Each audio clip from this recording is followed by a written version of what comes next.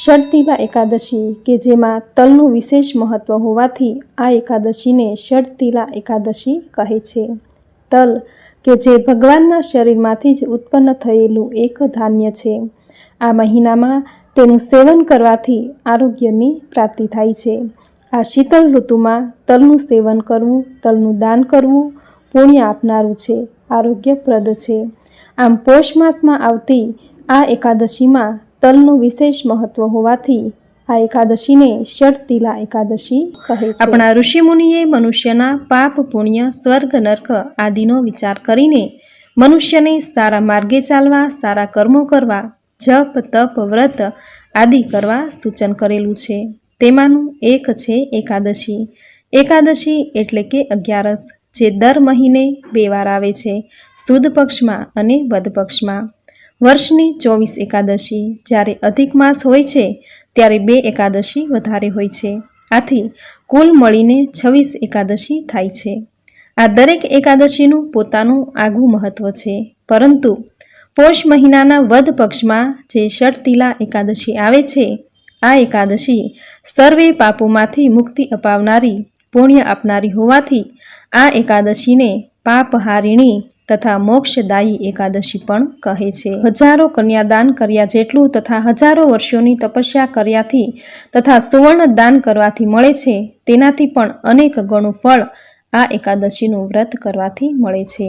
વ્યક્તિની સુખ સમૃદ્ધિમાં વધારો કરનારી આ એકાદશીની તિથિ ભગવાન શ્રી હરિવિષ્ણુને સમર્પિત છે. આ એકાદશીની પૂજામાં તલનું વિશેષ મહત્વ હોય છે. આ દિવસે તલનો 6 પ્રકારે ઉપયોગ કરવામાં આવે છે. આથી જ આ એકાદશીને ષટતિલા એકાદશી કહે છે. મિત્રો, આ એકાદશીમાં તલનો 6 પ્રકારે ઉપયોગ કરાય છે: પૂજામાં, હવનમાં, પ્રસાદમાં, સ્નાનમાં, દાનમાં, ભોજનમાં અને તર્પણમાં. આમ 6 પ્રકારે આ એકાદશીના દિવસે તલનો ઉપયોગ કરવામાં આવતો હોવાથી આ એકાદશીને ષટતિલા એકાદશી કહે છે. ષટ એટલે કે 6 અને તિલા એટલે કે તલ.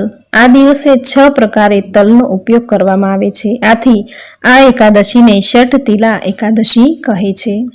આ એકાદશીનું વ્રત કરનારને જીવનમાં દુર્ભાગ્ય, દરિદ્રતા તથા અનેક પ્રકારના કષ્ટો દૂર થાય છે. આ લોકમાં સર્વે સુખ ભોગવી અંતે મોક્ષની પ્રાપ્તિ થાય છે. આ એકાદશીને પાપહારિણી એકાદશી કહે છે.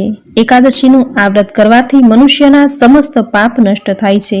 એકાદશીના પુણ્યના પ્રભાવથી વ્રત કરનારનું ઘર ધન ધાન્યથી ભરપૂર રહે છે. તેને જન્મો જન્મની આરોગ્યતા પ્રાપ્ત થાય છે. ષટતિલા એકાદશીનો ઉપવાસ કરનારને દરિદ્રતા, દુઃખ અને દુર્ભાગ્ય નથી આવતું. એકાદશીનું આ વ્રત ભગવાન શ્રી હરિવિષ્ણુને સમર્પિત છે.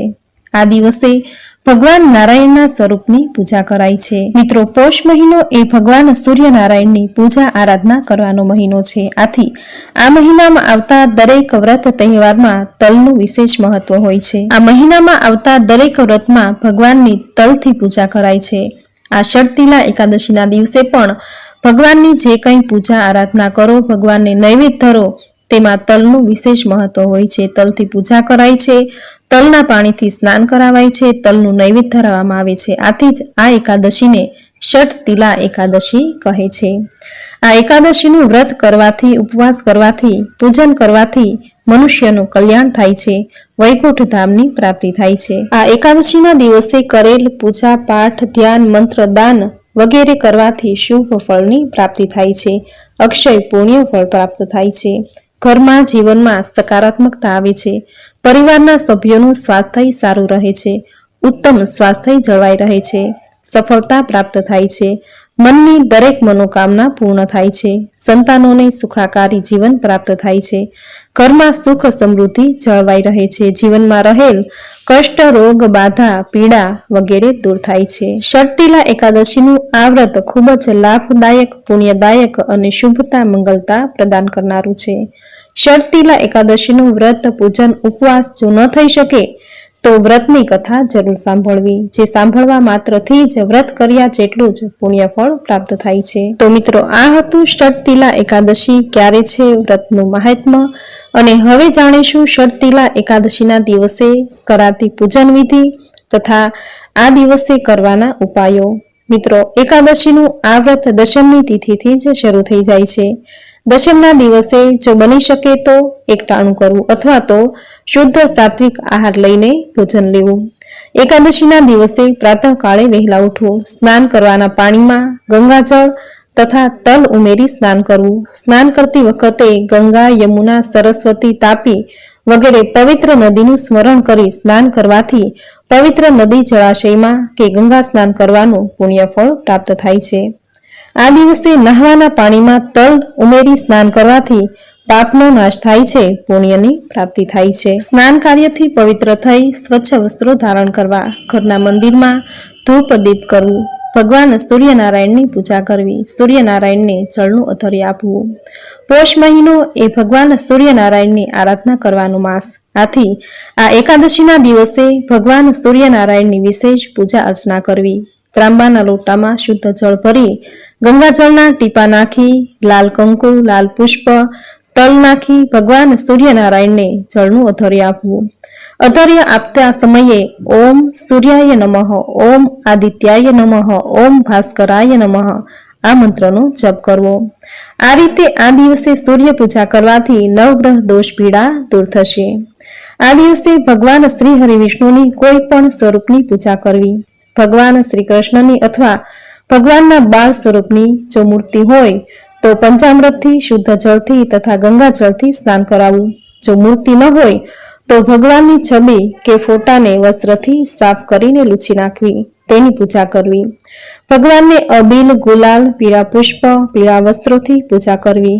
ઋતુના ફળ અર્પણ કરવા તથા આ એકાદશીના દિવસે ભગવાનને તલમાંથી બનેલી મીઠાઈનું નૈવેદ્ય ધરાવવું. તલના લાડુ અથવા તો તલની મીઠાઈ કે પછી તલ સાંકળી કે તલની બરફી જે કંઈ તમારી ઘરે હોય તે ભગવાનને ધરાવવી તથા પીળા રંગની મીઠાઈ પણ ધરાવવી, કારણ કે ભગવાન પીતાંબરધારી કહેવાયા. ભગવાનને પીળો રંગ અતિ પ્રિય છે. આથી ભગવાન શ્રી હરિની પૂજામાં પીળા રંગના વસ્ત્ર, પીળા પુષ્પ તથા પીળા રંગની મીઠાઈ ધરાવવાથી શ્રી હરિ અતિ પ્રસન્ન થાય છે. તેના ભક્તોને મન વાંછિત ફળની પ્રાપ્તિ કરાવે છે.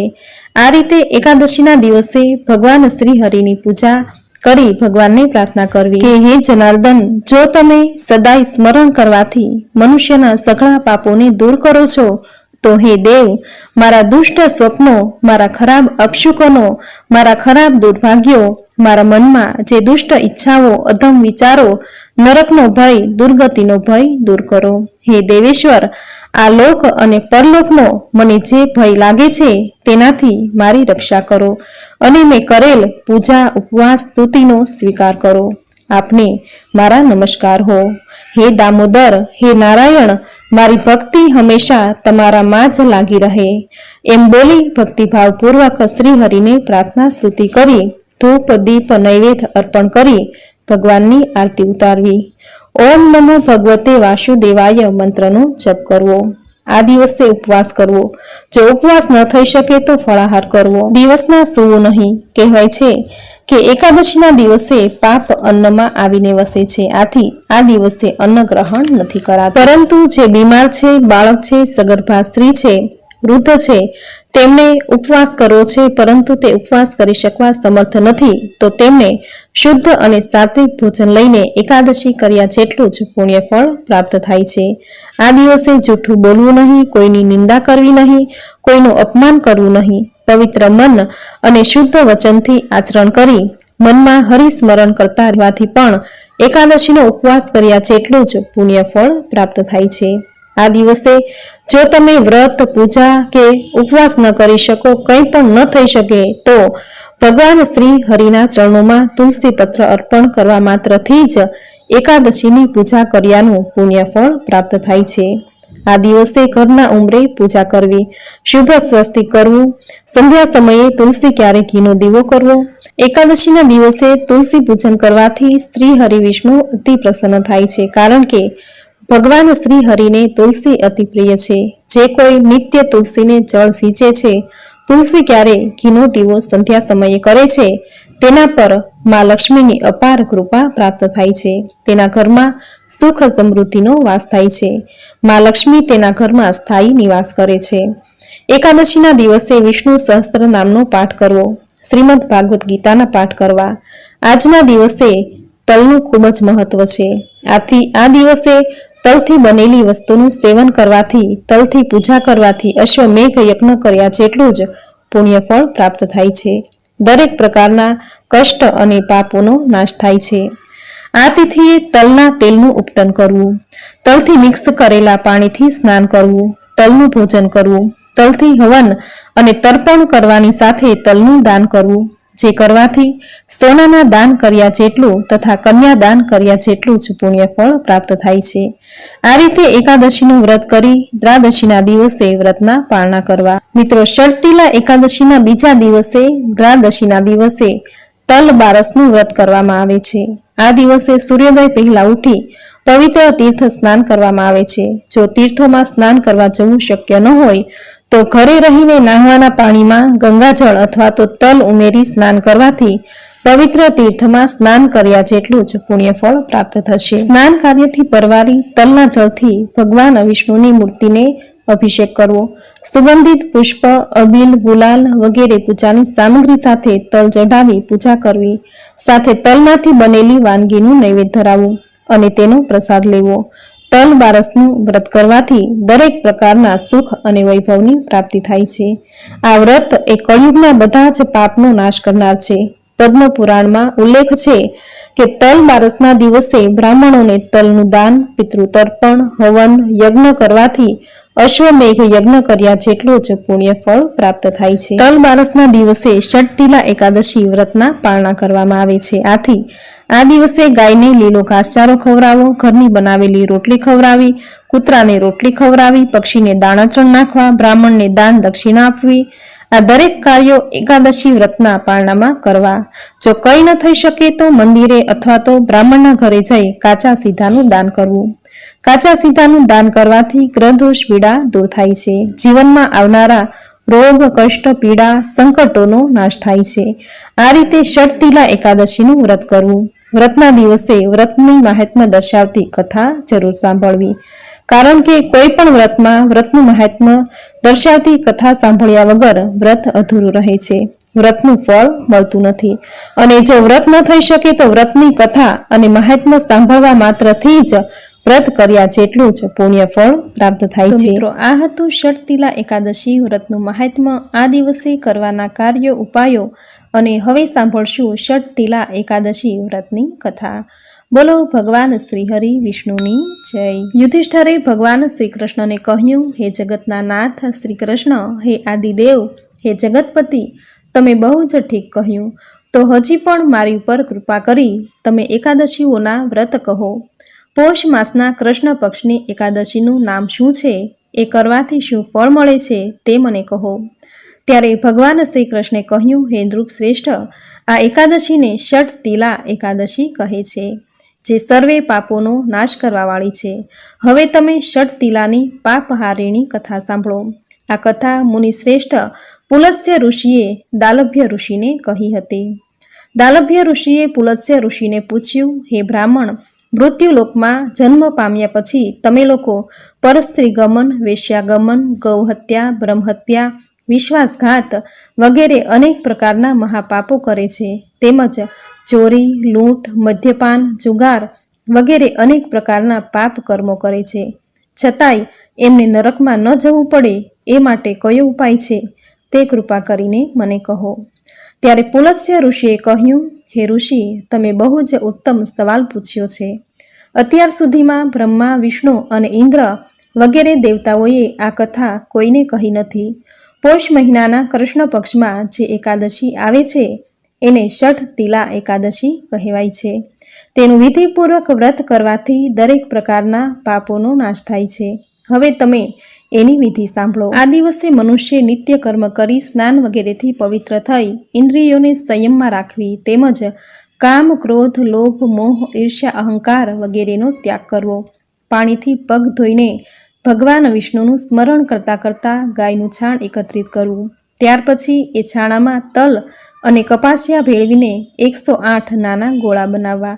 ત્યાર પછી કૃષ્ણ પક્ષની એકાદશીને દિવસે વ્રત કરવા માટેનો નિયમ લેવો. સ્નાન કરીને પવિત્ર થઈને ભગવાન વિષ્ણુની પૂજા કરવી. અજાણતા પણ કોઈ ભૂલ થઈ હોય તો ક્ષમા માંગવી. રાત્રે જાગરણ કરવું. પ્રથમ હોમ કરવો.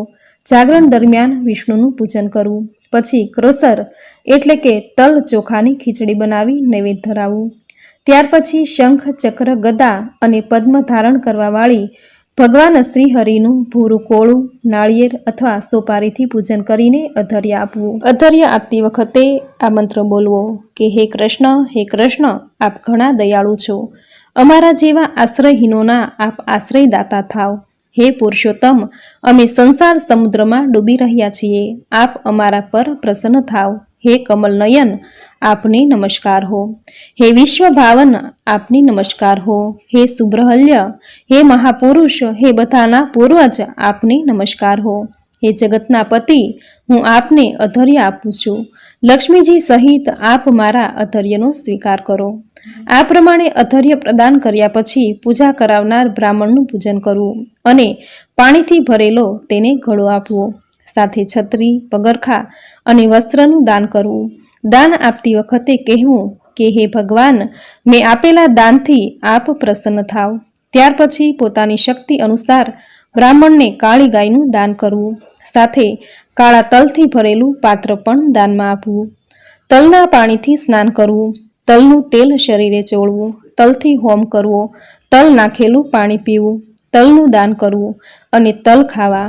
આ રીતે 6 કામોમાં તલનો ઉપયોગ કરવાથી આ એકાદશીને ષટતિલા એકાદશી કહેવામાં આવે છે. આ એકાદશી સર્વે પાપોનો નાશ કરવાવાળી છે.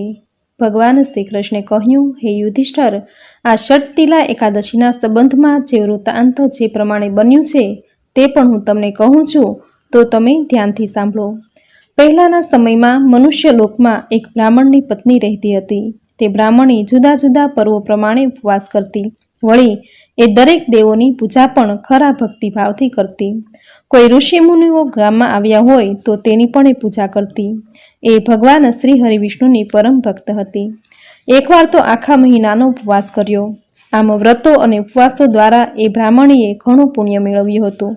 પણ એણે કદી કોઈને દાન દક્ષિણા આપી ન હતી. તેમજ ભિખારીઓને ભિક્ષા પણ આપી ન હતી. વળી એણે કદી કોઈ બ્રાહ્મણોને જમાડ્યા પણ ન હતા કે કોઈને અન્નદાન પણ આપ્યું ન હતું. આથી ભગવાને ભિક્ષુકનું રૂપ ધારણ કરી હાથમાં ભિક્ષા પાત્ર લઈ એ બ્રાહ્મણીના ઘર આગળ ઊભા રહ્યા. બ્રાહ્મણી બહાર આવી અને બોલી કે હે બ્રાહ્મણ, તમે શા માટે અહીં આવ્યા છો? ત્યારે ભિક્ષુકનું રૂપ ધારણ કરીને આવેલા ભગવાન બોલ્યા, હે દેવી, મને ભિક્ષા આપો. આથી બ્રાહ્મણીને ક્રોધ ચડ્યો અને ભિક્ષા પાત્રમાં માટીનો એક પીંડ નાખ્યો. ત્યાર પછી ભગવાન પાછા સ્વર્ગમાં ચાલ્યા ગયા. થોડા વર્ષો પછી એ બ્રાહ્મણી મૃત્યુ પામી અને પોતે કરેલા વ્રતો અને ઉપવાસોના પ્રભાવથી સ્વર્ગમાં આવી. તેના પુણ્યના પ્રભાવથી એને સ્વર્ગમાં સારું ઘર મળ્યું, પરંતુ એ ઘરમાં અનાજ ન હતું. આથી એ ભગવાન પાસે ગઈ અને પૂછ્યું, હે ભગવાન, મેં ઘણા વ્રતો કર્યા છે, ઘણી દેવ પૂજા કરી, ઘણા ઉપવાસો કર્યા, છતાં મારું ઘર ખાલી કેમ છે? ત્યારે ભગવાને કહ્યું કે તારા એ બધા જ પુણ્યના પ્રભાવથી જ તને સ્વર્ગમાં ઘર મળ્યું, પરંતુ તે કોઈને દાન દક્ષિણા, ભોજન કે અન્નનું દાન કર્યું નથી. તેથી જ તારું ઘર અન્ન વગરનું ખાલી છે. ભગવાનનું કહેવું સાંભળી એ બ્રાહ્મણીને સાચી હકીકતનું ભાન થયું. એ પસ્તાવો કરવા લાગી, પરંતુ હવે આ બધું રાંડ્યા પછીના ડાપણ જેવું હતું. આથી એણે ભગવાનને કહ્યું કે હે ભગવાન, આનો કોઈ ઉપાય હોય તો કૃપા કરીને મને બતાવો. ત્યારે ભગવાને કહ્યું કે તું પાછી તારા ઘરમાં જા. ત્યાં આશ્ચર્યયુક્ત ઉત્કંઠાવાળી દેવતાઓની પત્નીઓ તારા દર્શન કરવા માટે આવશે. આ દેવાંગનાઓ તને ષટતિલા એકાદશીની કથા ન કહે ત્યાં સુધી તું બારણું ખોલતી નહીં. ભૂલથી પણ તું બારણું ખોલતી નહીં. ભગવાનના આવા વચનો સાંભળી એ બ્રાહ્મણી પોતાને ઘેર ગઈ અને બારણું બંધ કરીને બેઠી. થોડી વારે દેવાંગનાઓ ત્યાં આવી અને કહેવા લાગી કે અમે તમારું દર્શન કરવા આવ્યા છીએ, આપ દ્વાર ખોલો.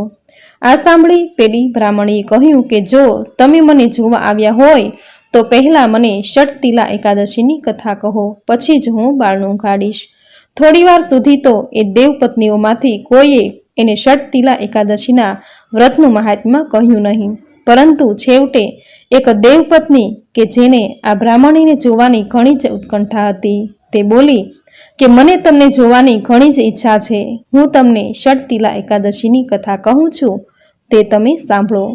અને ત્યાર પછી એ દેવપત્નીએ એને મહાત્મ્ય સહિત કથા કહી. આમ એ એકાદશીની કથા સાંભળ્યા પછી પેલી બ્રાહ્મણીએ બાર ઉઘાડ્યા અને દેવાંગનાઓએ એના દર્શન કર્યા. એ બ્રાહ્મણીનું રૂપ અપસ્યા કરતાં પણ ચડિયાતું હતું. એકાદશીની કથા સાંભળવાથી એ બ્રાહ્મણીના ઘરમાં ધન, ધાન્ય, વસ્ત્રો, સોનું, રૂપું વગેરે બધું જ પ્રાપ્ત થયું. પોતાની શક્તિ અનુસાર બ્રાહ્મણોને તલ અને વસ્ત્રો વગેરેના દાન આપવાથી જન્મે જન્મનું આરોગ્ય મળે છે. ષટતિલા એકાદશીનો ઉપવાસ કરવાથી દારિદ્ર, દુઃખ અને દુર્ભાગ્ય આવતું નથી. હે યુધિષ્ઠર, કોઈ સુપાત્રને વિધિ પ્રમાણે જો દાન દેવાય તો સર્વે પાપોનો નાશ થાય છે. તેમજ એ દાન કરનારને કોઈ પણ જાતનું નુકસાન થતું નથી અને શરીરમાં કોઈ શ્રમ પણ થતો નથી. આ પ્રમાણે પૌષ માસના વદ પક્ષની ષટતિલા એકાદશી મહાત્મ્ય કથા સંપૂર્ણ. બોલો ભગવાન શ્રી હરિ વિષ્ણુની જય. મિત્રો, એકાદશીનું આ વ્રત કરવાથી કે વ્રતની મહાત્મ્ય કથા સાંભળવા માત્રથી જ સાધકને ધન અને સમૃદ્ધિની પ્રાપ્તિ થાય છે. જે લોકો ષટતિલા એકાદશીનું વ્રત કરે છે તો તેમણે એકાદશીની આ વ્રત કથા અવશ્ય વાંચવી કે સાંભળવી જોઈએ. કે જે સાંભળ્યા વગર કે વાંચ્યા વગર વ્રત કર્યાનું પુણ્ય ફળ પ્રાપ્ત થતું નથી. જે વ્યક્તિને એકાદશીનું આ વ્રત કરવું છે પરંતુ તે કરી શકવા સમર્થ નથી તો તેમણે આ કથા સાંભળવા માત્રથી જ એકાદશી કર્યા જેટલું જ પુણ્ય ફળ પ્રાપ્ત થશે. આવી પુણ્ય ફળ આપનારી પાવનકારી છે આ ષટતિલા એકાદશી. તો મિત્રો, આપણે સાંભળી ષટતિલા એકાદશી વ્રતનું મહાત્મ્ય, આ દિવસે કરવાના કાર્ય, ઉપાયો અને કથા વાર્તા જે તમે પૂરી શ્રદ્ધાથી અંત સુધી સાંભળી, જે સાંભળવી તમને જરૂર ગમી હશે. તો વિડીયોને લાઇક કરી કોમેન્ટમાં જય શ્રી હરિવિષ્ણુ, જય માતા લક્ષ્મી જરૂર લખજો.